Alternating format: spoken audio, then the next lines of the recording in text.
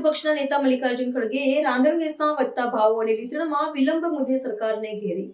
રાજ્યસભામાં વિરોધ પક્ષના નેતા મલ્લિકાર્જુન ખડગેએ રાંધણ ગેસના નળાકારના વિતરણ પર લાદવામાં આવેલા નવા પ્રતિબંધો અને ભાવ વધારા મુદ્દે કેન્દ્ર સરકારને આડે હાથ લીધી હતી.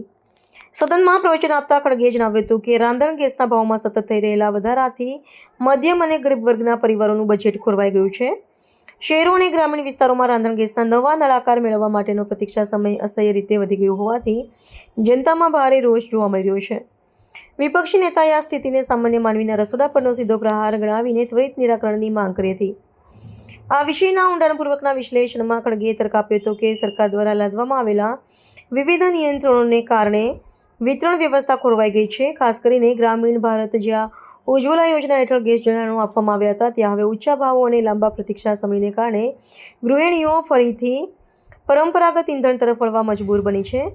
વિપક્ષી નેતાએ આક્ષેપ કર્યો હતો કે એક તરફ સરકાર આધુનિક ઉર્જાના દાવા કરે છે અને બીજી તરફ કૃત્રિમ અછત ઊભી કરીને ભાવ વધારો લાદવામાં આવી રહ્યો છે. શહેરી વિસ્તારોમાં પણ બુકિંગ કર્યા બાદ દિવસો સુધી ગેસ ન મળવાની ફરિયાદો વધી રહી છે, જે વહીવટી નિષ્ફળતા સૂચવે છે.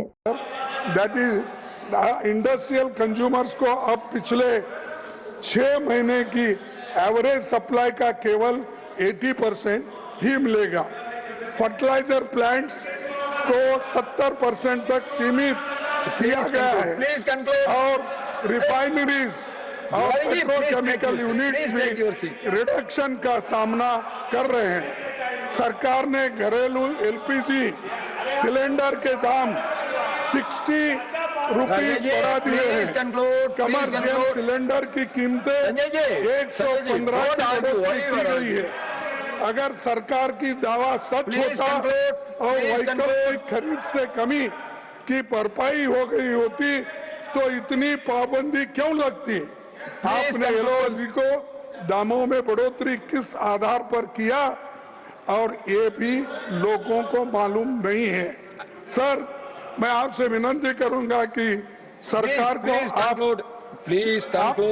आप अच्छे हैं, ऐसा क्यों कर रहे हैं?